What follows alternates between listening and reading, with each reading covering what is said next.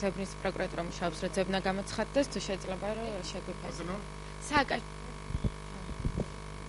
ძებნის თემა ვერ გავიგე. საერთაშორისო ძებნის გამოცხადებასთან დაკავშირებით.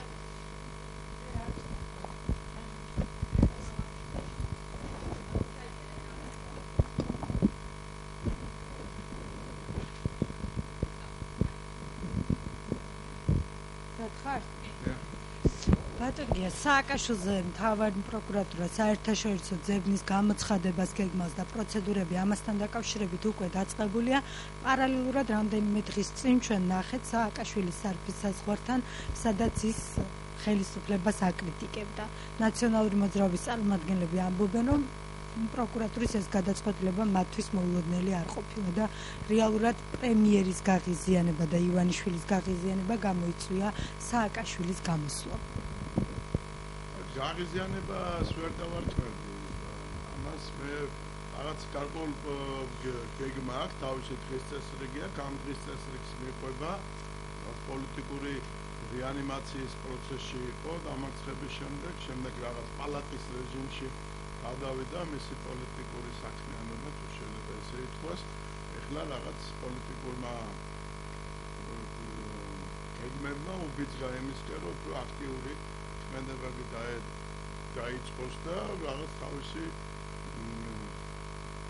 თავისი თემა არ გადავიდეს არასდროს რაღაც მეორე პლანზე ნებისმიერ საკითხთან დაკავშირებით, თუნდაც ამ უკრაინის პროცესებს ჩამოეკიდა იქიდან მოძღვარდა მსოფლიოს და საქართველოს და ამითი გარკვეული შეინარჩუნა რაღაც პერიოდი პოპულარული პოლიტიკოსის იმიჯი პოპულარული თვალსაზრისით, რომ ხშირად იყო ტელევიზიით მისი ინტერვიუები, განცხადებები აქტუალური რჩებოდა, რასაკვირველია პოლიტიკური, როგორც ამოვიხსენე, პოლიტიკური ცხოველია და ამ ცხოველს სჭირდება გარკვეული ყვება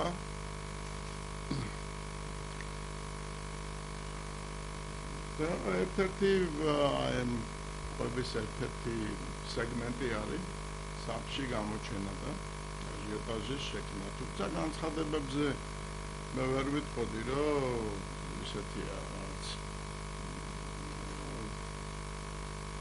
ცნობად მისაღები ან სახელმძღვანელოდ მისაღები. ვფიქრობ, მთელი ძალისხმევა ნაციონალური მოძრაობის მიმართულია იმისაკენ, რომ პრობლემები შეუქმნას ხელისუფლებას საქართველოს აქ ეს არ არის გამიჯნული, რათა მძიმე ვითარებაში მათი პოლიტიკური შანსები კვლავ იყოს აქტუალური. სწორედ აქედან გამომდინარეობს ნებისმიერი მოქმედება, განცხადების შინაარსი, დამოკიდებულება იმ პროცესების მიმართ, რაც საქართველოში ხდება.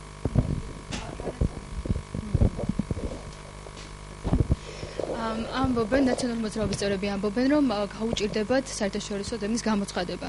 თქვენი აზრით, რატო შეიძლება გაუჭირდეს პროკურატურას ამის გამოცხადება და რატომ არის მათი ეს გადაწყვეტილება სასაცილო, ასე შეაფასეს მათ? სასაცილოდ მე ვერაფერს ვერ ვხედავ. გაუჭირდება თუ არ გაუჭირდება, რთული იქნება პროცედურულად თუ ადვილი იქნება პროცედურულად, სასაცილო ამაში არაფერი არ არის. იმიტომ რომ თვითონ აზრი და შინაარსი ამ გამოცხადების მე არა ვარ გამომძიებელი, რომ ამაზე უფრო დეტალური პასუხი გაგცეთ, მაგრამ თვითონ ის აუცილებლობა, რომ უნდა გამოცხადდეს და დანაშაულის ნიშნები, სერიოზული დანაშაულის ნიშნებია სახეზე, ეს არ არის სასაცილო. იმიტომ რომ აქ თემები, რომელზეც ედავება გამოძიება, საკმაოდ დამაზარალებელია და ეს არ შემოიფარგლება ერთი ადამიანის მიერ ჩადენილი დანაშაულის შესაძლო დანაშაულით. ეს არის დანაშაული, რომელსაც წლების განმავლობაში დასაკითხზეც არის ლაპარაკი. დანაშაული არის თუ არა, ამას სასამართლო adidas. ოღონდ შემთხვევაში აქ ვერაფერს სასაცილოს მე ვერ ხედავ, პირიქით ვფიქრობ, რომ ტრაგიკულია ქვეყნისთვის, რომ მისი პირველი პირი, თუნდაც ოპოზიციაში დღეს ყოფი არის ბრალდებული ისეთ საკითხებზე, როგორც არის აფლაგვა, დატაცება, მითვისება და კიდევ უამრავი პრეტენზია შეიძლება ქონდეს გამოძიებას მისცემ. ბატონ გიორგი, მიგრაციის შესახებ კანონთან დაკავშირებით გააკეთა გიორგი ვაშაძემ განცხადება. ჩვენ ვიცით, რომ დღეიდან მთელ რიგ ქვეყნებთან დაკავშირებით საქართველოში ვიზის პოლიტიკა იცვლება. მინისტრმა თქვა, რომ ეს სრულ თანხვედრაში არის ევროკავშირთან ასოცირების ხელშეკრულებასთან. ვაშაძის თქმით, ეს თავის დროზე გაკეთებული იყო იმისთვის, რომ მეტი ეკონომიკური პოტენციალი ქონოდა საქართველოს და ის ამბობს, რომ რეალურად ეს გადაწყვეტილება ევროკავშირის ქვეყნებისთვის არის ხელის შემშლელი და არ შეიძლება რომ ამას უწოდოთ დემოკრატიული გადაწყვეტილება. ამგვარდებოდა რომ ვაშაძეს ეთქვა, რომ ეს ევროკავშირის სტანდარტებით არის ქვეყანა მით უმეტეს შექმნილ ვითარებაში სამიანგებო ომებსაც საჭიროებს სიფრთხილისათვის, თავდაცვისათვის, უსაფრთხოებისათვის და გარდა ამისა არანაირ ეკონომიკურ ხელშესრულებას შეიძლება არ გეკონდეს. ეკონომიკური აქტივობის და საერთოდ ეკონომიკის განვითარების და ინვესტიციების და ბიზნესის ხელშეშლა არის ის, რასაც თუნდაც ვაშაძე აცხადებს, რომ არასტაბილურია ვითარება, არასწორ კანონებს ღებულობენ, არასწორ გადაწყვეტილებებს ღებულობენ და ნებისმიერ საკითხზე ყველა განცხადებები, მათ შორის ვაშაძის, მიმართულია იგივე, რომ აქ ბიზნესი და საერთოდ სტაბილურობა არ იყოს საქართველოში და შენელდეს განვითარება. რას აცხადებს ვაშაძე ამ შემთხვევაში დიდი მნიშვნელობა აქვს. პარლამენტის საკომიტეტო მოსვენების თბილისში გადმოტანასთან დაკავშირებითაც კითხავთ. უმცირესობის თქმით, საკანონმდებლო აქტი ესეთი როგორც ასეთი არ არსებობს პარლამენტის თავმჯდომარის მიერ გამოცემული და ისინი სავარაუდოდ უნდობლობას გამოუცხადებენ საკომიტეტო მოსმენებს თბილისში. უშუალოდ თქვენ რომ გითხრათ ამასთან დაკავშირებით, როგორც ვთქვით, გადაწყვეტილება უკვე მიღებული არის ბატონო.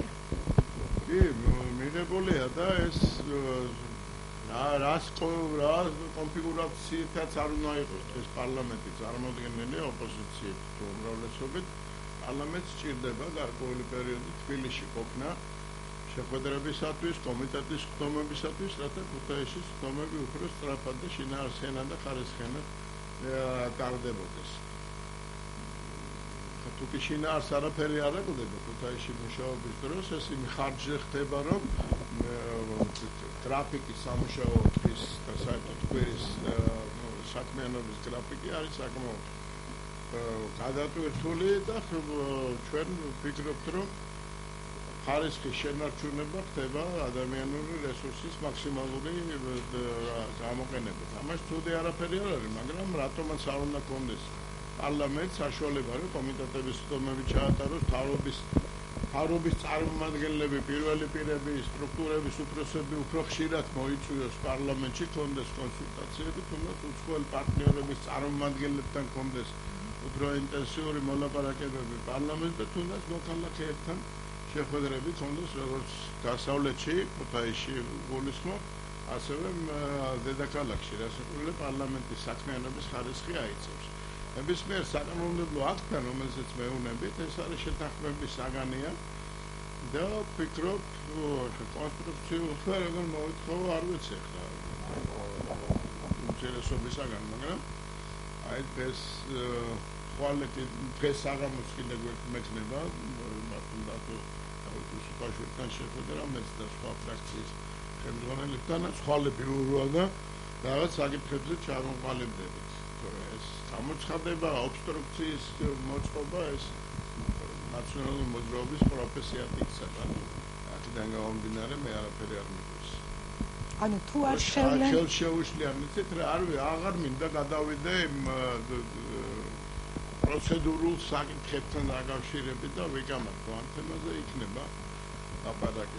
თუ ყველაფერში ობსტრუქციას გააგრძელებენ, ასაკურველია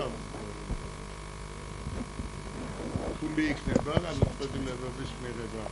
ყოველ შემთხვევაში ყველა პირობა, სამუშაო პირობა, ნაციონალური მოძრაობა სამშენებლოში, თბილისის პარლამენტის შენობაში ყველა პირობა შექმნილია. ასე რომ იზრუნონ ხარისხზე, პარლამენტის საქმიანობის ხარისხზე.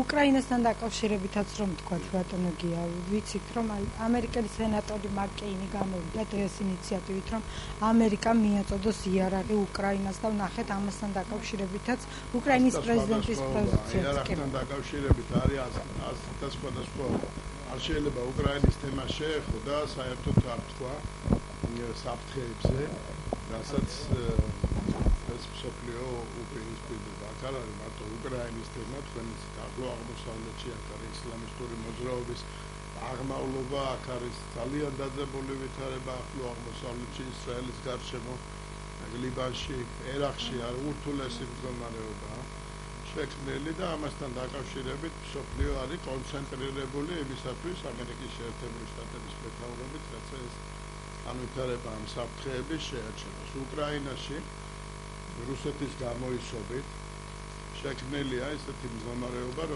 რომელმაც შეიძლება რაღაც კატასტროფული შედეგები მოუტანოს ევროპას. აქედან გამომდინარე ევროპელი პოლიტიკოსების ძალისხმევა აი დღესაც კონსულტაციები მიმართულია იქითკენ, რათა შეაჩეროს ამის განვითარება. ისე რომ მე ვფიქრობ უკრაინის თემაზე ესე ცალსახად საუბარი რომ აქ არის მხოლოდ უკრაინის საკითხი წინ წამოწეული მარტო ამ თემაზე საუბარი სრულ-სრულად არ შექმნის სოფლიოში მიმდინარე პროცესებს.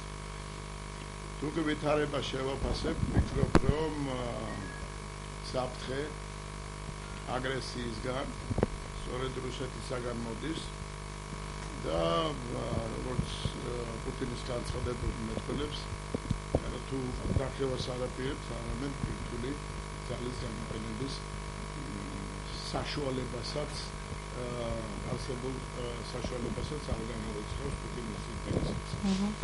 დაუპირისპირდა პროცესები, ასე რომ სრული მდგომარეობა განსაკუთრებით პატარა ქვეყნებისათვის, რომლებსაც არ გააჩნიათ სერიოზული რესურსი თავის ლევანიზორიასთან დაკავშირებით მინდა კითხოთ, მას ადანაშაულებენ ნეოპოტიზმში, კერძოდ ჩხოროწყურში.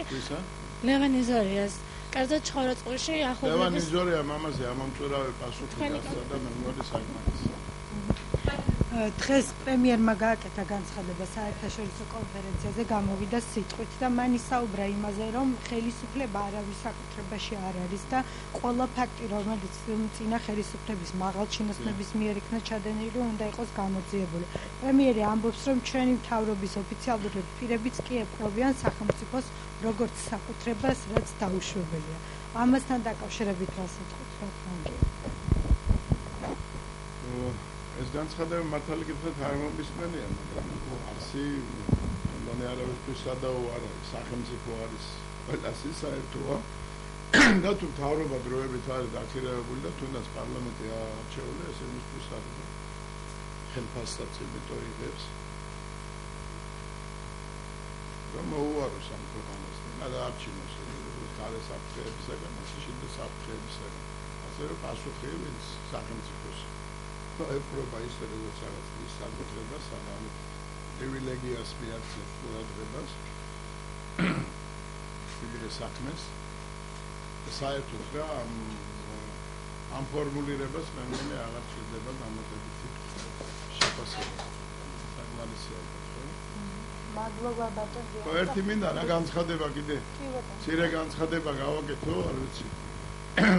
მისალოცი გვაქვს ყველას ჩვენ სპორტულ საქართველოს, მთლიანად საქართველოს ჩვენი წარმომადგენელი, ერთ-ერთი გამოჩენილი მოჭადრაკე სურაბ აზმაიფარაშვილი, სულ ეხლა ხანს არჩეული იქნა ევროპის შახმატის ფედერაციის პრეზიდენტად. საკმაოდ სერიოზული იყო არჩევნების პროცესი ნორვეგიაში უკაცრავად ის ჩატარებული ეს აპირისპირება, სპაექრობა, კასპაროვი იყო მეორე მხრივ წარმოდგენელი, ერთ-ერთ კანდიდატად და სურაბ აზმაიფარაშვილმა საკმაოდ ამოჯერებელი გამარჯვება მოიპოვა ამ არჩევნებში, ასე რომ საქართველოს ყავს ღირსეული წარმომადგენელი ეს კიდევ ერთი არა მარტო სპორტული საქართველოს წარმატება, არამედ ვფიქრობ პოლიტიკურადაც მნიშვნელოვანია, რომ საქართველოს სახელი კიდევ აი ესეთ მაღალ დონეზე კიდევ ერთხელ გაიჟღერებს და რასაკვირველია ბატონ ზურაბსაც პირადად ულოცავ ამ გამარჯვებას. დიდი მადლობა ბატონ გია.